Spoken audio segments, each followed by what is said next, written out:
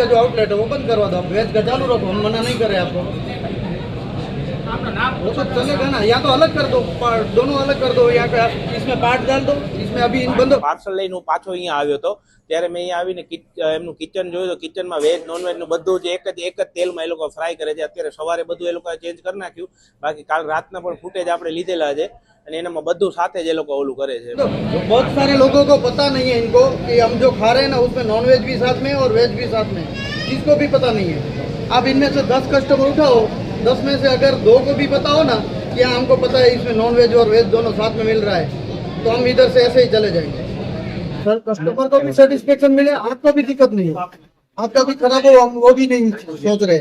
हमारे कहने की जो है वेज वाला नॉन वेज वाला बंद, तो ये पूरा रोड है, इस पे आप कहीं भी एक नॉन वेज का होटल बता दो इसका। आप यहाँ से आगे जाओ, यहाँ से आगे जाओ, कहीं भी एक नॉन वेज का होटल और मंदिर है यहाँ पे, सामने भी मंदिर है। ये जो बस्ती है ना हिंदू बस्ती, कोई भी नॉन वेज नहीं खा रहा। अरे आप यहाँ पे कल लगाओ बोर्ड, आज ही लगाओ नॉनवेज मिलता है, और उसके बाद आपके यहाँ पे कितने बंदे आते हैं वो देखो। अभी नया कस्टमर को आप बंद करवा दो, शाम आज बंद रखो, कल सुबह से आप स्टार्ट कर देना, हम कंप्लेन ચાલુ થાય છે। તમારે એ કીધું કે પપ્પા હવે આજે મને આ મંગાવી દીધું બર્ગર, એટલે મેં અહીંયાથી કાલે વેજ પનીરવાળું બર્ગર મંગાવ્યું હતું, એની જગ્યાએ એ લોકોએ મને ચિકન બર્ગર નાખી દીધું છે। મારી કને બિલ છે આ જો રેપરમાં જેને ખબર પડતી હશે એને ખ્યાલ આવતો હશે। આ રેપર આ રહ્યું, આ રેપર આ રેડ છે એટલે એ ચિકન હશે। હવે એ નાનકડા દીકરીને તો ખબર પડે નહીં કે આ નોનવેજ છે કે વેજ છે, એને તો ખાઈ લીધું આખું। પછી હું જ્યારે ઘરે ગયો ને ત્યારે મને ખ્યાલ આવ્યો એક બર્ગર બચ્યું હતું, બાકીના બધા રેપર હજી અંદર જ છે। આ રેપર છે બધા। જય શ્રી રામ। એકચ્યુઅલી હું અંજારથી આવું છું, તો જસ્ટ ન્યૂઝ મળ્યા હતા કે આપણે મેકડોનલ્ડ ભુજમાં ખોલ્યું છે ને આજ ફાધર્સ ડે છે, તો અત્યારે છોકરાઓને એવી ઈચ્છા હોય કે પપ્પા ક્યાંક લઈ જાય, તો અમે જસ્ટ અહીંયા આવ્યા અને પહોંચ્યા અહીંયા। તો એકચ્યુઅલી મને ખ્યાલ નહોતો, અમે બેસી ગયા, પછી જસ્ટ વાત થઈને તમે બધા આવ્યા ત્યારે જીયાજી મારે કીધું કે આવું કંઈક મેટર આવું બન્યો, તો એવા ન્યૂઝ કાલે મને મળ્યા। એક જ કિચનની અંદર વેજ ને નોનવેજ બને, એક જ કિચનમાં બને। અચ્છા, ના અમને એ ખ્યાલ નથી ને, કે આવામાં અમે એક ચોટ એક પર ની 110 વાર વિચાર કરીએ। નોનવેજ આપી દેજે અમને, હા ના ચોક્કસ આપણે લાગે વેજ જેવું, લાગે વેજ જેવું, નાના છોકરાને તો ના, ખબર ના, ન એ તો પડે ખ્યાલ એની ના અંદર હોય। શું છે વેજ છે કે નોનવેજ છે, એ બધું સેમ જ નોનવેજ હાલતું જ નથી, હા નોનવેજ કરવાની કોઈ મતલબ નહીં। હા તમારું શું કેવું છે, બંધ કરી દેવું છે ને? ના ચોક્કસ, તો મારી એક જ રાય છે, અને આપણે જે અહીંયા મોસ્ટ ઓફ આપણા જે બધી ફેમિલી છે નોનવેજ બહુ ઓછું કન્સિડર કરે, તો આપણી રિક્વેસ્ટ છે કે એ નોનવેજ બંધ કરે અને ખાલી વેજ આપણે રાખે, તો બધા માટે સારું છે। અને આજકાલની નાની જનરેશન છે તો એને તો ખ્યાલ ના હોય, તો આપણે અત્યારે પોતાની મેળે જો આવી જાય અને આપણે જો ભૂલમાં ખવાઈ જાય તો આપણો ખોટો ધર્મ ભ્રષ્ટ થાય અને આપણે આગળ જતા બધાની લાગણી દુભાય। મને આ મેટર ખ્યાલ નથી, નકા હું જ આવીને વિચારત, બીજાને મૂકો, હું જસ્ટ આવી ગયો, તમે બધા આવ્યા પછી મને ખબર પડી, એટલે હું અંજારથી આવું એટલે આપણે મેટર ખ્યાલ ના હોય ને, કાલે જ બન્યું હતું એકચ્યુઅલી, નકા તો આપણે નોલેજમાં આવી ગયું હોય। તો મારા બધા આપણા ધર્મપ્રેમી બધાને આપણે વિનંતી છે કે અહીંયા ભુજ મેકડોનલ્ડમાં કે આવો તો આપણે ખ્યાલ રાખજો, અને બધાને આપણે ભેગા મળીને વિનંતી કરીએ કે આપણે અહીંયા ખાલી વેજ જ રાખે અને નોનવેજનું કોર્નર છે એ બંધ કરવામાં આવે। બહુ ખોટું છે, તો આપણે બધા સાથે મળીને અપીલ કરવી જોઈએ અને આપણે એનું નોનવેજનું બંધ જ મેકડોનલ્ડ જ્યાં છે ત્યાં રોજ ને રોજ કાંઈક ને કાંઈક ડખા થતા જ હોય છે।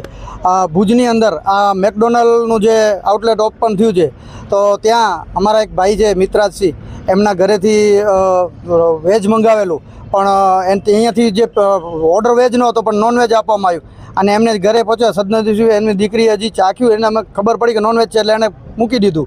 એક મિત્રાજસિંહ નહીં, એવા બીજા 10-12 કસ્ટમર છે કે જેમણે પણ એમ કીધું અમને અમારી સાથે પણ આવું થયું છે, પણ અમને વધારે માહિતી ન હોવાને કારણે અમે કંઈ આગળ વધ્યા નહીં। અને આજે અહીંયા પણ જે આઉટલેટની બહારે પણ કસ્ટમર આવે છે એને પણ આપણે પૂછીએ છીએ કે ભાઈ તમને ખબર છે કે આ આઉટલેટની અંદર વેજની સાથે નોનવેજ પીરસાય છે, તો એ લોકો પણ એમ કહે છે કે અમને નથી ખબર।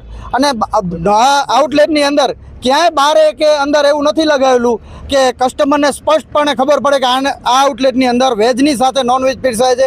હવે આનામાં જે તેલ, રસોડું અને જે પણ માણસો હાથેથી અડે છે એ બધું એક જ, આનામાં ખાલી એક જ સ્ટીક હોય છે, જે સ્ટીકી કે એ જ ચેન્જ કરવામાં, બાકી વેજ નોનવેજ કોઈને કાંઈ તમે ઉપરથી જુઓ તો તમને ખબર ન પડે કે આ વેજ છે કે નોનવેજ છે। અને આવા ગુજરાતની અંદર હિન્દુ સમાજ સાથે આવી રીતે ચેડા થઈ રહ્યા છે, અને જે લોકો નોનવેજ નથી ખાઈ રહ્યા એના સ્વાસ્થ્ય સાથે પણ આ ચેડા થઈ રહ્યા છે। આવું અમે ક્યાંય ચલાવી લેવામાં નહીં આવે। શ્રી રાજપૂત કરણી સેના તેમજ સમસ્ત હિન્દુ સમાજની માંગણી છે કે ગુજરાતની અંદર આવા જ્યાં જ્યાં નોનવેજના આઉટલેટ છે એ આઉટલેટ બંધ થવા જોઈએ.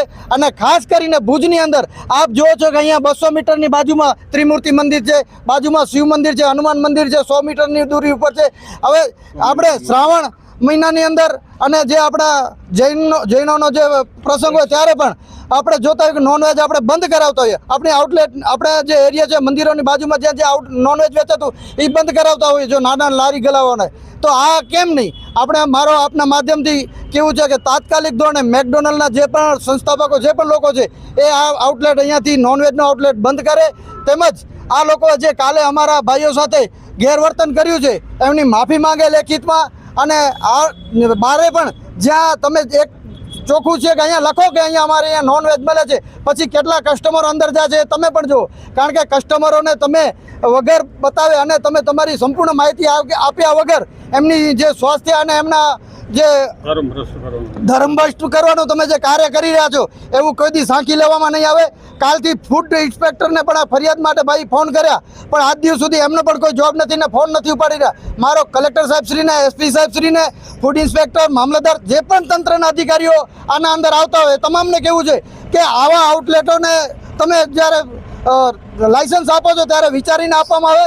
કચ્છની અંદર ધાર્મિકતા અને ધર્મ ઉપર આધારિત જે પ્રજા છે, જે પ્રજા નોનવેજ ખાવાની બહુ દૂર છે, જેને ખબર જ નથી એના વિરોધમાં છે, તો આ લોકોને તાત્કાલિક ધોરણે બંધ કરવામાં, આમનું અહીંયાથી લાયસન્સ પર નોનવેજનો કેન્સલ કરવામાં આવે અને યોગ્ય પગલાં લેવામાં આવે.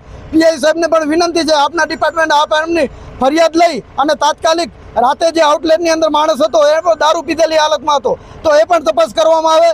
અને અમારા જે સ્વાસ્થ્ય અને ધર્મ ઉપર ચેડા થઈ રહ્યા છે અમે કોઈ દી સાંખી લેશું નહીં.